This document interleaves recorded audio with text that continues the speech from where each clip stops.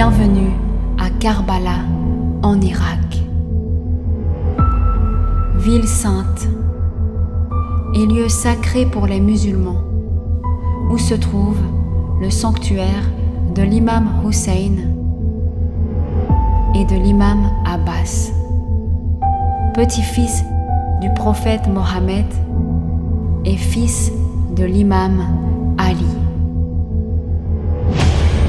C'est ici que se trouvent les tombeaux des imams, décédés en martyrs lors de la bataille de Karbala en 680.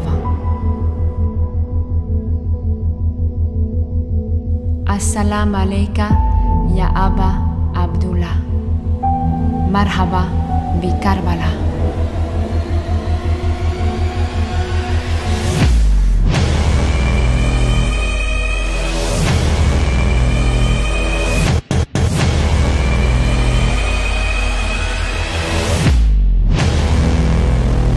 Chaque année, plus de 20 millions de pèlerins venus du monde entier marchent jusqu'ici, la ville sacrée de Karbala.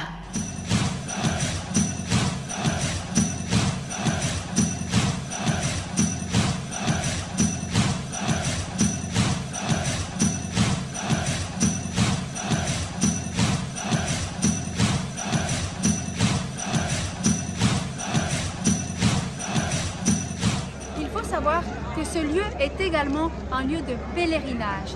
Chaque année, à partir du moment où l'imam Hussein est décédé, où l'on se commémore son décès, on compte 15 jours et on commence le pèlerinage.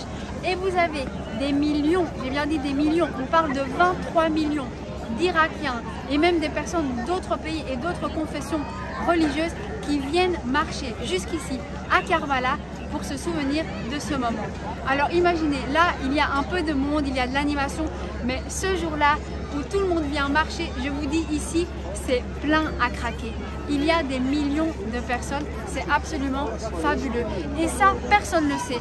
Moi je ne le savais pas, je l'ai su parce que mon mari est irakien, il m'a montré ces images magnifiques desquelles personne ne parle. Et c'est pour ça qu'aujourd'hui je veux vous le dire, je veux vous montrer cette image de l'islam positive. Je veux vous montrer cette image de l'Irak positive. Et je veux vous montrer un lieu sacré comme celui-ci qui est absolument merveilleux. Et une autre chose qui m'a fort marqué et fort touchée et qui reconfirme tout ce que moi j'ai pu découvrir de l'Irak et des Irakiens. Pendant ce pèlerinage, donc toutes ces personnes viennent et commencent à marcher à partir de points différents de l'Irak. Il y en a qui marchent 2 jours, il y en a qui marchent 20 jours, il y en a qui marchent 15 jours, ça dépend. Mais sur le chemin, ils sont logés, nourris, blanchis. C'est-à-dire que les Irakiens qui ne marchent pas, ils ouvrent leurs portes, ils font à manger, ils font du pain, ils font des falafels pour nourrir tous ces pèlerins qui viennent marcher pour l'imam Hussein et l'imam Abbas. Mais pas seulement, je vous parle de la nourriture, mais ils font aussi des massages, ils vont laver leurs vêtements, ils veulent tout faire pour que ces pèlerins se sentent bien et puissent continuer cette marche qui est si merveilleuse. Et chacun y met un petit peu du sien. Maintenant, on va découvrir ces 2 endroits. Nous avons à ma gauche le sanctuaire de l'imam Abbas et à ma droite le sanctuaire de l'imam Hussein.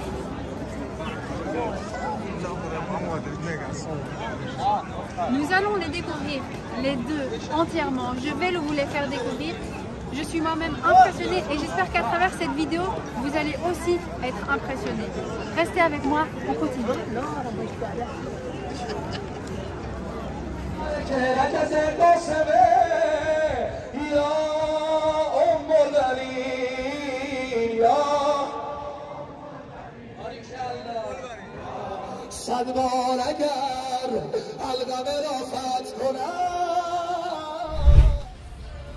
Chaque année, les musulmans chiites commémorent l'anniversaire de la bataille de Karbala. C'est un jour de deuil sacré. À cette date, partout en Irak, on reconstitue rituellement les scènes de la mort de l'imam Hussein. Ce jour-là, de nombreux musulmans chiites participent à de grands rassemblements pacifiques, au cours desquels ils récitent des poèmes à la mémoire de l'imam Hussein et de son sacrifice. Tout en pleurant, en se frappant la poitrine, comme une tradition culturelle pour montrer leur deuil.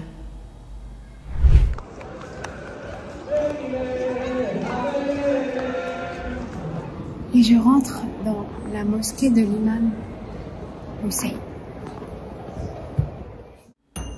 Karbala a son nom gravé dans la mémoire des générations et dans l'étendue du monde musulman. Les croyants se souviennent de ce nom avec tristesse et détresse, car ils se souviennent de l'histoire du maître de tous les martyrs, l'imam Hussein. Que la paix soit avec lui. Ils se souviennent également de son sacrifice pour l'islam. La vague de visiteurs n'a jamais cessé de venir à Karbala. Il y a beaucoup d'avantages et une grande récompense spirituelle à visiter la tombe de l'imam Hussein.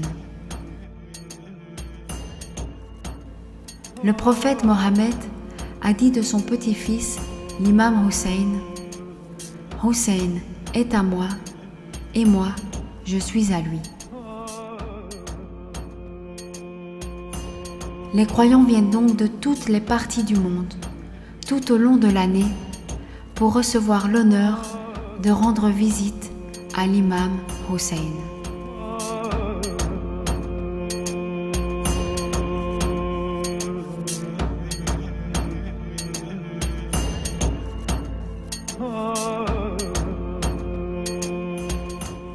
L'imam Abbas était le fils de l'imam Ali et le frère de l'imam Hussein.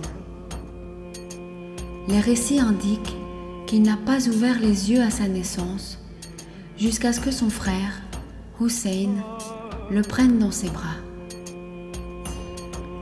L'imam Abbas a été enterré à l'endroit où il est tombé de son cheval, à Karbala. Son sanctuaire a été construit autour de sa tombe, à laquelle des millions de pèlerins rendent hommage chaque année.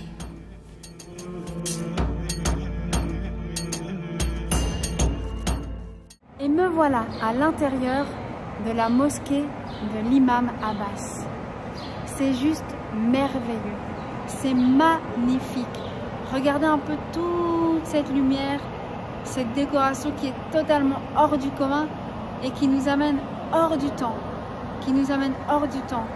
Ces lumières sur les murs, sur le toit, partout, c'est resplendissant, c'est incroyable. Pour vous dire la vérité, ça fait 4 fois que je rentre dans une mosquée ici en Irak et je n'étais jamais rentrée dans une seule mosquée, je pense, de toute ma vie. Donc imaginez la surprise que je me prends en arrivant en Irak et en voyant des mosquées comme ça. Regardez, c'est juste incroyable. Je vais vous y emmener, venez.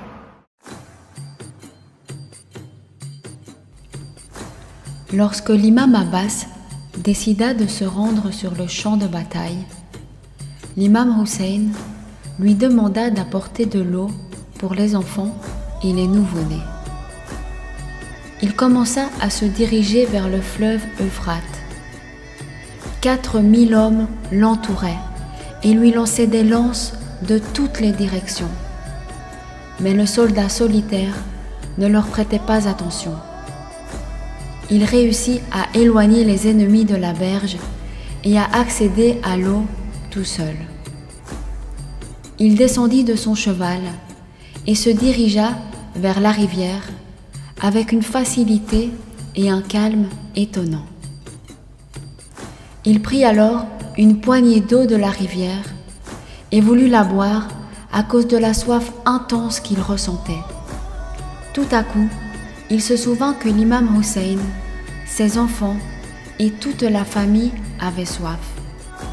Il laissa tomber l'eau qui était dans ses mains dans la rivière et récita le célèbre poème.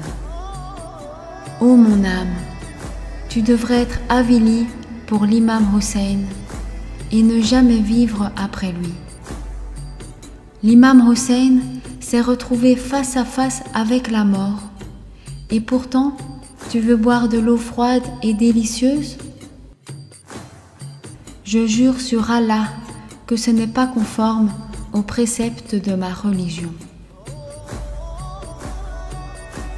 Ça fait quelques minutes que je suis assise ici et j'essaie un peu de prendre l'atmosphère, de sentir l'atmosphère. Pas juste regarder, mais parfois de s'asseoir et puis prendre le temps. Et là, ça fait quelques minutes que je suis assise et je vois toutes sortes de choses. Je vois des personnes qui prient, je vois des enfants qui courent, je vois des personnes qui dorment, je vois des personnes qui regardent. Je vois un peu toutes sortes de choses, mais ce que je vois aussi, c'est de la beauté. C'est juste magnifique. C'est vraiment un endroit qui t'emmène hors du temps, hors de tout ce qu'on peut déjà connaître auparavant. Et c'est vraiment impressionnant, c'est vraiment superbe. En quelques jours en Irak, j'ai vraiment eu l'occasion de modifier toute ma réalité. On se rend compte qu'on habite dans un monde qui est grand et où il y a plein de choses différentes. Mais je pense que pour pouvoir connaître et ressentir cet endroit, mais vraiment dans son entièreté, j'aurais besoin de au moins une nuit entière, si pas une semaine entière. Parce que regardez, on est ébloui par toute la splendeur de cet endroit. Il y a tant de choses à voir, à regarder, on ne sait même pas où regarder tellement que c'est beau. Et maintenant, après toutes ces découvertes, je vais sortir de la mosquée et continuer la découverte dehors. Venez avec moi.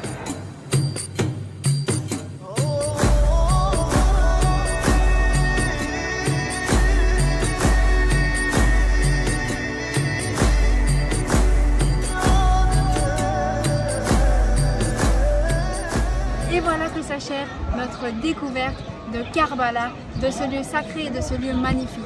J'espère que j'ai réussi à vous emmener avec moi pour vous faire découvrir la magie et la merveille de ce lieu. N'hésitez pas. L'imam Hussein est connu dans le monde entier comme un symbole de résistance et représentant des valeurs humaines. De nombreuses personnes accomplissent des actes de gentillesse et de charité afin de maintenir en vie les mêmes principes et valeurs pour lesquels l'imam Hussein a donné sa vie.